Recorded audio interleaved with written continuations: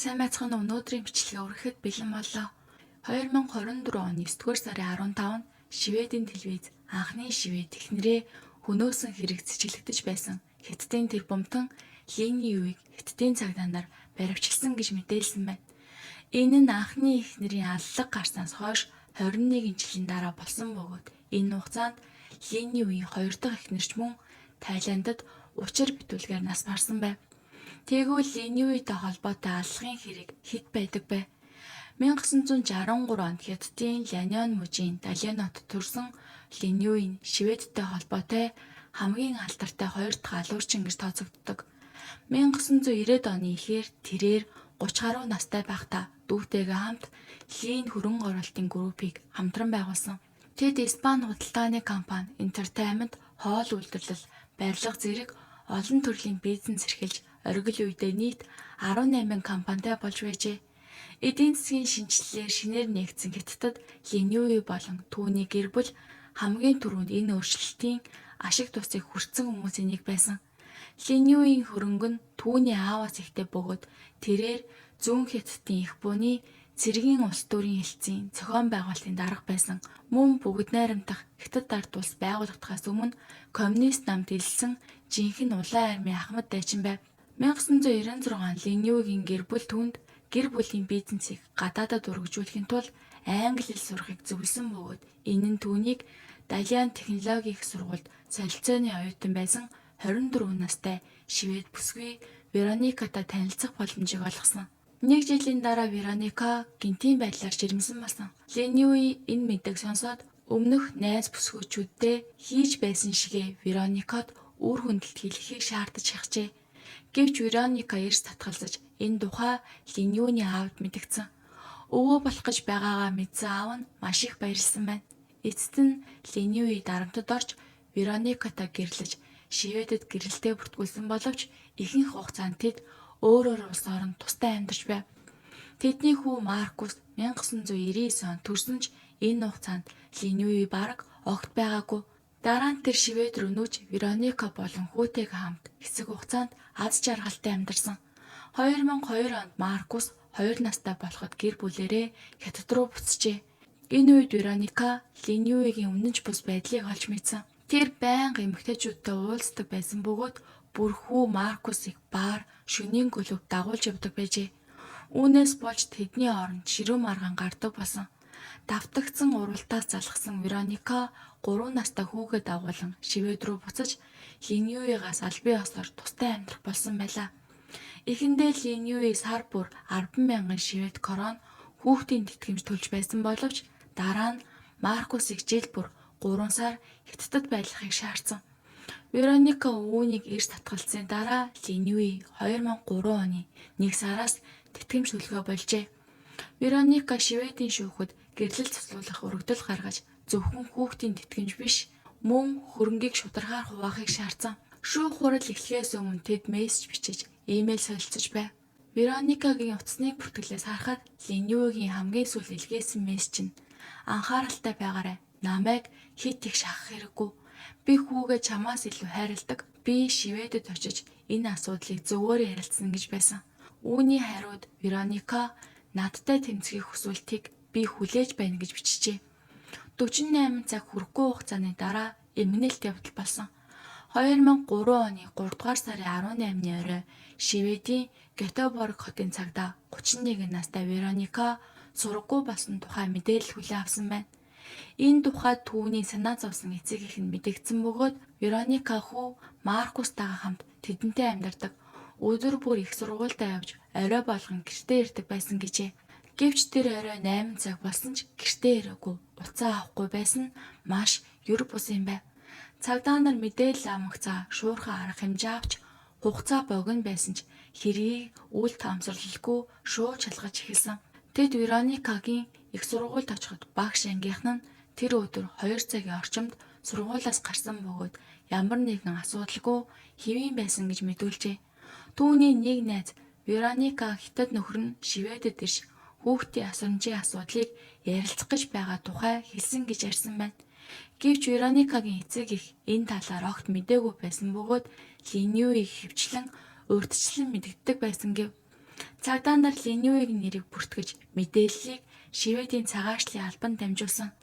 Тэндээс Линюи 3 дугаар сарын 16-нд Шведэд нэвтэрч Гетеборг нисэх буудал буусны дараа орон нутгийн нэгэн зочид буудал байрсан тогтоогджээ. Цагдаа нар удалгүй түүнийг олж байцаасан. Сайхан хувцалсан, уран ярьдаг 40 настай тэрээр эхлээд Англи, Итали руу бизнесийн ажил хийсэн боловч хэд хоног зав гарсан тул эхнэр хүүдээрээ гинэт ирсэн гэж тайлбарласан байна. Тэр мөн Вероникатай тустай амьдарч байсан. Мөн тэр аль хэдийн гэрлэл туслуулах өргөдөл гаргасан талаар ярив. Линюи тайлбарлахдаа 16-ны орой ирсний дараа цагийн зөрүүнээс болоод дараагийн өдөр хүртэл унтсан. Дараа нь бизнесийн хамтрагчтайгаа өдий хоол идэж орой болтол архиуж ярилцсан гэж хэлсэн. Энэ мэдээлэл нь зочид буудлын камерын бичлэгээр батлагдсан тул цагдаа нар түүнийг явуулав. Нөгөө талаас цагдаагийн өөр нэг баг Вероникагийн утасны байршлыг шалгахад эцэг эхийн байр орчмоос илэрсэн. Гэхдээ тухайн үед GPS нэрвэшлэл муу байсан болохоор яг аль байр хаана байгааг нь тодорхой олж чадаагүй. Цагдаа нар утас руу залгаж ойролцоох бүх айлын хаалгыг тогшин шалгасан байна.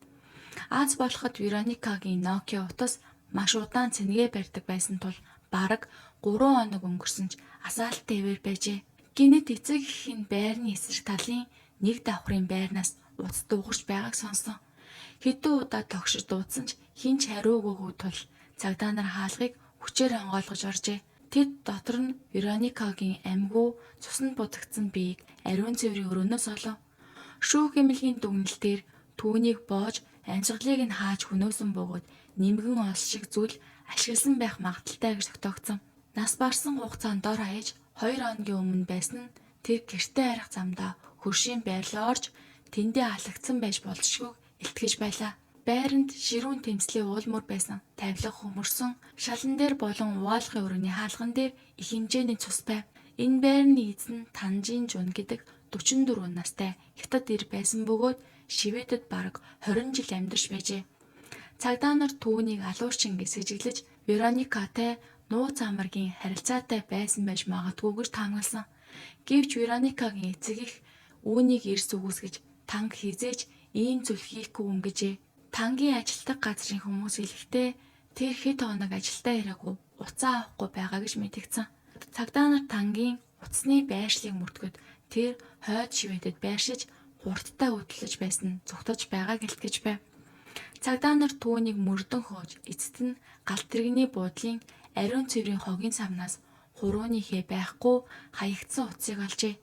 Хэд хоногийн дараа нэг хөрш нохоогоос эхлүүлж явахдаа байрлагын ард жижиг талбайд нохоо юм ухаж байгааг анзаарч эцэст нь хүний гар ил гарсныг олж харсан. Тэр дайруу цагдаа дуудсан байна. Цагдаа нар ирж халахад булсан цогцсон там болохыг тогтов. Хамгийн гайхалтай нь шүүх эмчийн дүгнэлтээр тан 3 дугаар сарын 17-ны орой эсвэл 18 нас барсан Вероникагаас өмнө нас барсан болохыг харуулжээ. Гэмт хэргийн газраас авсан цусны шинжилгээгээр 3 хүний цус илэрсэн бөгөөд там болон Вероникагаас гадна 3 дахь зүүн Аз гаралтай эрэгтэй хүнийх байлаа. 2 хохирогч хэрхэн алагдсан, зогцгаан нуусан тангийн утсыг хаана хайсан зэрэгт үндэслэн цагдаа нар зоригтой онол гаргасан. Алуурчин эхлээ танг алж түүний байрыг ашиглан Вероникаг хөнөөсөн. Аллах болохын өмнөх шөнө гэмт хэрэгтэн тангийн байранд нэвтэрч түүнийг алж биеийг нь угаалгын өрөөнд таслан хэсэгчлэн хуваагаад шөнөөр арын ашаанд зөөж болжээ. Дараа нь Вероникаг хүлээж орцонд хуурч эсвэл хүчээр тангийн байранд оруулж боож хөнөөсөн. Дараа нь тангийн утсыг авч хойд зүг рүү галт тэргэнд сууж танк зүгтсэн мэт дүр эсхийг оролцсон байна. Бүх нотлох баримт энэ нь урьдчилан төлөвлөсөн гэмт хэрэг болохыг харуулж байсан. Алуурчин Вероника эцэг эхтэйгээ амьдралыг мэдэж байсан учраас тэнд аллах хийхэд тохиромжгүй гэж үзжээ. Мөн Вероникагийн өдөр тутмын хуваарийг сайн мэддэг байсан болохоор бүхнийг танд тохох боломжтой байсан. Тэгвэл энэ бүхнийг мэддэг төлөвлөж чадсан хүн хэн байсан бэ? Энэ үед цагдаа нар Линюиг гол сэжигтнэр үзэж эхэлсэн. Цагдаа нар зочид буудал очиход тэр 7 хоногийн өмнө гарсан байв. Хил нэвтрэх бүртгэлээр тэр Англи руу явсан гэж байсан ч Британийн талд түүнийг ирээгүй, харин шууд Хятад руу буцсан болохыг мэдгдсэн. Шведийн цагдаа нар түүний зочид буудлын өрөөг шалгахад цэвэрлсэн байсан ч санал дээр бага хэмжээний цус илэрсэн бөгөөд энэ нь тангийн байрнаас олдсон 3 дахь этгээдийн дийн ихэтэй таарчээ. Цагдаа нар энэ аллагыг Линюи хөлсний үнээр хийлгсэн байж магадгүй гэж үзсэн. Тэр хүн мөнгө авахдаа санамсаргүйгээр өөрийн цусны мөрийг санал дээр үлдээсэн байж болзошгүй гэж сэжгэлжээ. Швед улс олон улсын баримтлах захирамж гаргасан ч Хятад Шведийн хооронд шилжүүлэн өгөх гэрээ байхгүй байсан тул хүндрэлтэй байв. 2 жилийн дараа 2005 онд Шведийн цагдаа Далиан руу очиж Линюи хамтран ажиллахыг хүссэн ч тэр өмгөөлөгчтэй ирж юм ярихаас татгалзсан.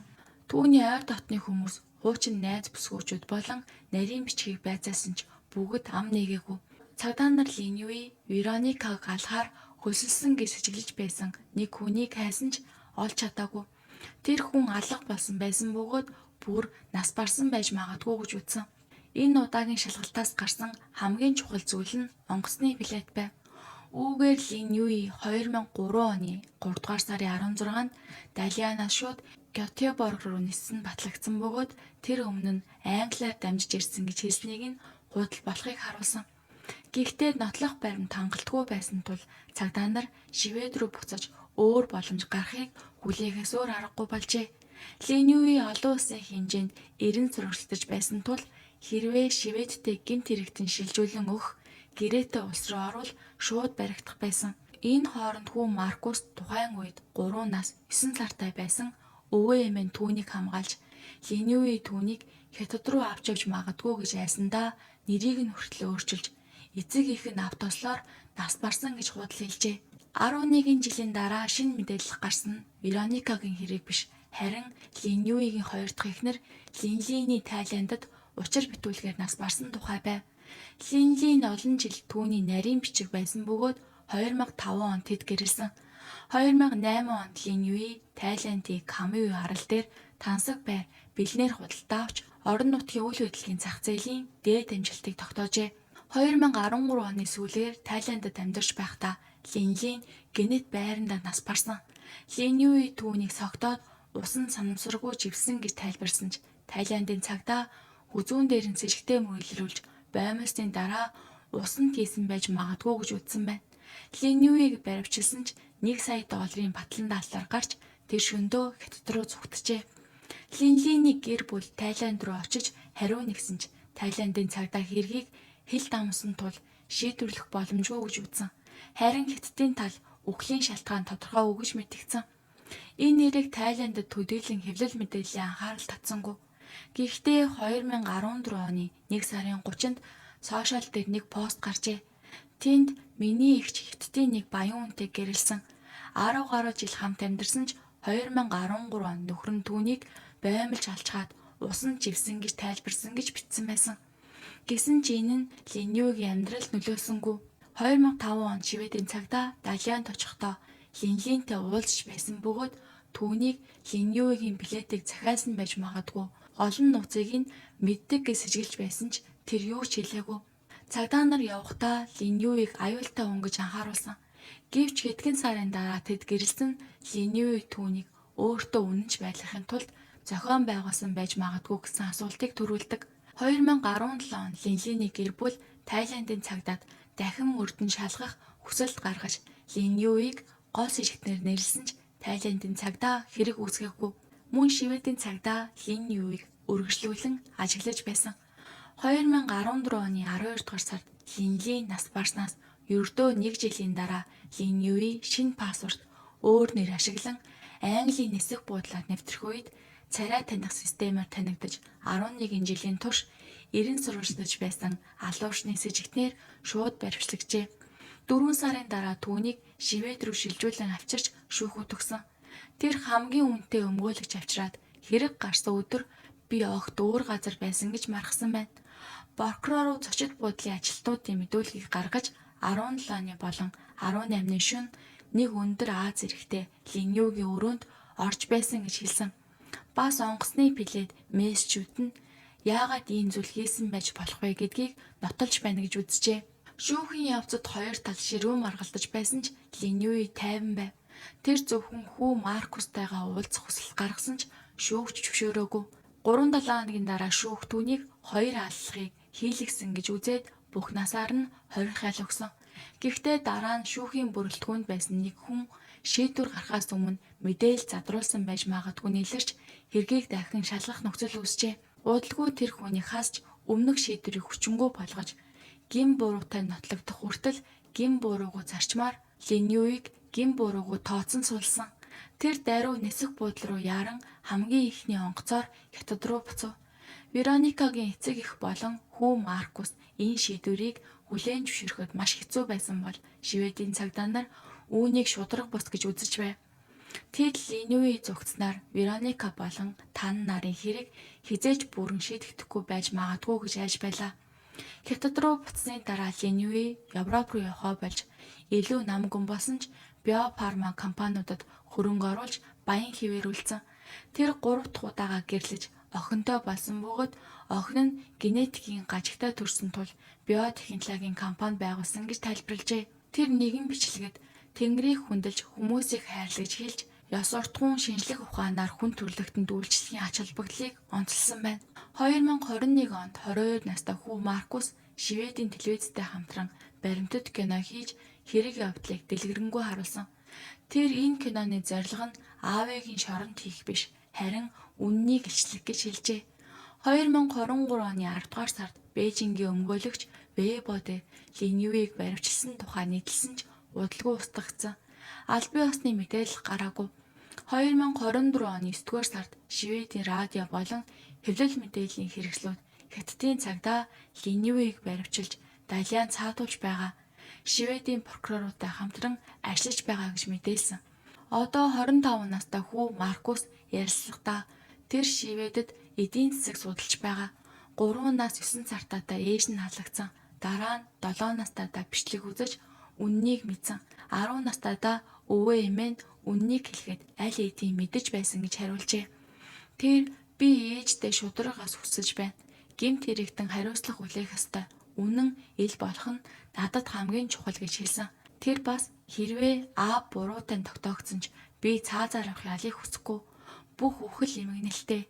Хэрвээ аав өгчхүүл би хизээж үнэн хариултаа авч чадахгүй гэж хэлсэн байна. Одоогоор Линюигийн анхны эхнэр Вероника хөрш тан хөлсний алуурчин байж магадгүй хүн. Хоёр дахь эхнэр Линлийн зэрэг нийт 4 аллахтай холбоотой гэж үзэж байна. Өмгөөлөгч юу хэлэхдээ эдгээр хэрэг гадаадад болсон ч Хятадын хуулиар Хятадын иргэн хариуцлах хүлээх боломжтой. Санаатаа аллахад цаазаар авах ял, бүх насаар хорих ял, эсвэл 10-аас дээш жилийн ял оноож болно гэжээ. Гэсэн ч 2024 оны 10 дугаар сард Хятадын хэвлэлүүд түүнийг баривчилсан гэж мэдээсэн ч яг ямар хэрэгт буруутгагдж байгаа нь тодорхойгүй байна. Түүнийг дээр дурдсан аллагуудын төлөө баривчилсан уу? Эсвэл өөр нууц хэрэг байгаа юу гэдг нь тодорхойгүй хэвээр. Яагаад түүнийг баривчлахад 20 гаруй жил шаардлагатай болсон бэ? Олон хүн өөр таамаг төвшүүлжээ. Зарим хүмүүс түүнийг хамгаалж байсан нөлөөтэй хүмүүсийн хүч сулраад баригдсан гэж үзэж байгаа бол зарим нь үүнийг шударгаас тогтсон хэрэг эсвэл эрх мэдлийн дотоод тэмцлийн үр дүн гэж харсан. Эцсийн үнэн ил болох хэсэг нь одоогоор тодорхойгүй хэвээр байна. Та энэ эргийн талаар юу гэж бодож байна вэ? Доор сэтгэлээ бичиж үлдээгээрэй. За ингээ өнөөдрийн бичлэг маань энэ өрөө дуусаж байна. Та бүхэн бичлэг маань таалагдсан бол лайк, саба заавал дараад өгөөрэй.